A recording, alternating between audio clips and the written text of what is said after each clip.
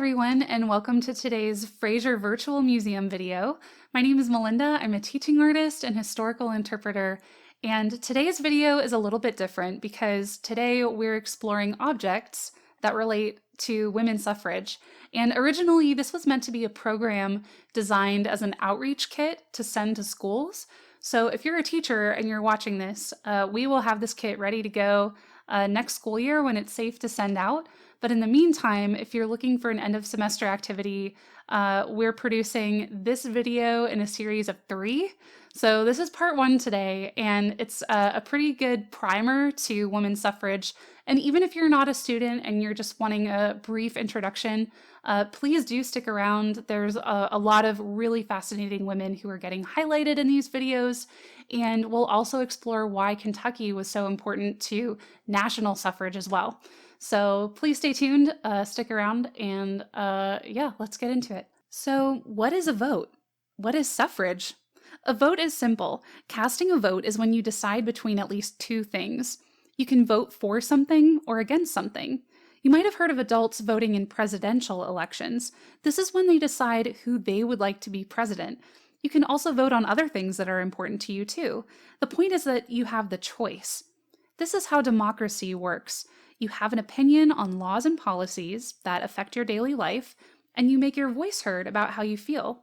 Suffrage is a word that means, quite literally, asking for the vote.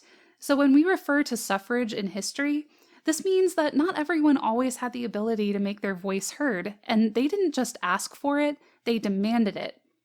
So can you imagine your classroom over 100 years ago?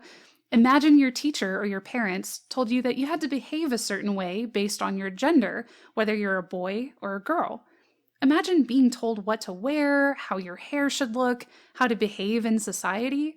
Imagine you can't ride your bike. Imagine when you grow up, there aren't many options for you in terms of jobs or careers. Now, imagine all the girls in your classroom are gone. For some girls, school ended at a young age. So you could learn to cook and sew instead. That means no sports, no learning, and no voting. That's right, women were told they couldn't vote or express their opinion in public. Women couldn't own property, open a bank account. Women couldn't work in safe conditions sometimes because laws protecting them didn't exist. Women didn't have the right to divorce if they weren't happy in their marriage. Women didn't even have rights to their own children. But here's the silver lining.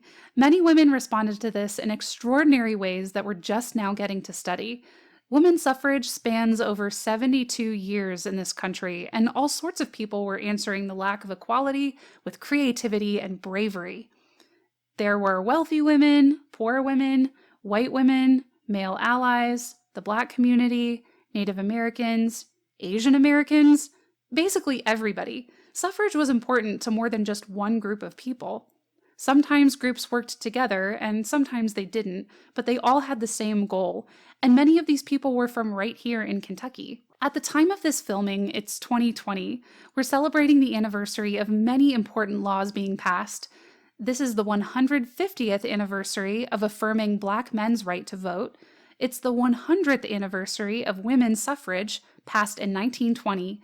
And finally, the 65th anniversary of the Voting Rights Act, affirming all Black citizens, both men and women, the right to vote.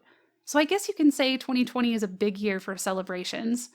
So before we get started, we need to ask why Kentucky is important to these causes. Kentucky was at the forefront of women's suffrage regionally. Kentucky had the very first suffrage association meeting ever held in the South. For most suffragists, that's what we call people who support suffrage, Kentucky was considered a gateway to the rest of the South. If they could convince the state of Kentucky to pass important suffrage laws, they knew the rest of the South would follow, and eventually, women all over the country would be able to vote. Let's start with the first station. We have a sash, an image of protesters, and another image of women wearing white dresses. Finally, a bag with the words, "Votes for Women." So take a moment to mention something you noticed about these objects. What do you think they have to do with women's suffrage? For example, a protest means someone speaks out against something they feel is wrong and needs to be changed. Where are the protesters standing, and why would they be there? Do you think it meant something important to wear a sash with yellow, purple, and white? What do you think those colors mean? This station is all about protesting and the great personal risk these women took to fight for their right to vote. In early 1917, women began to picket the White House by carrying banners that voiced their opinion. They were upset that President Woodrow Wilson did not want to allow women to vote, and they were also upset that at the time, the president sent many American men into World War I. He was giving speeches all about liberty, another word for freedom, and that he was encouraging democracy, or our form of government, all around the world. Well, many picketers felt that it was unfair that the U.S. should go to war when they didn't get to vote on that. Women were even quoting Wilson's speeches about liberty and freedom on their banners. President Wilson was more concerned with people overseas having freedom than the women in his own country. The images you see of women picketing belonged to the National Women's Party. Remember when I said the suffrage movement took more than 72 years? Well, these protesters came at the very end of the movement. A woman named Alice Paul and her friend Lucy Burns decided that the current movement wasn't getting very far and they were tired of fighting, so they wanted to take more dramatic action.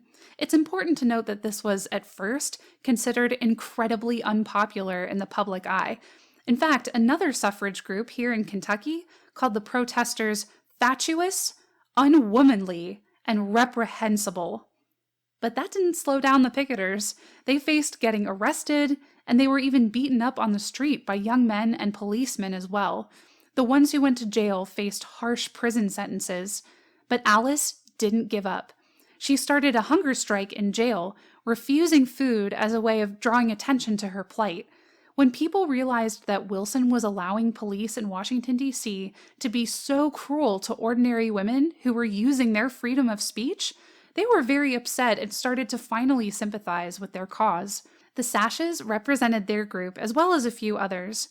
The white represents purity, the purple represents loyalty, and the yellow represents hope. You may have noticed that everyone in the picketing or protesting pictures looks alike. That's because some suffrage groups were exclusive, meaning some white women didn't allow black women to participate with them. Black women at this time had a lot at stake. Not only were they fighting rules against women, but they were also fighting rules in place directed specifically at the black community. So their answer was to organize together and fight issues that were specific to black women. They formed their own clubs, often centered around writing for newspapers and even organizing through their churches. The example you see in Station 1 is the National Baptist Women's Convention, founded by a woman named Nannie Helen Burroughs. She decided to move the headquarters for her group to Louisville in 1900. Through her organization, she was able to start a school for girls and uplift her community. But we'll learn a little bit more about her later in the last station. So everyone, thank you so much for watching, and if you're interested in this topic, stay tuned for the second video where we'll talk a little bit about anti-suffragists and why people would have been against suffrage in the first place, and the Harry Burns story as well. And of course, my favorite topic, bicycles. So stay tuned for the second video, and we'll see you next time.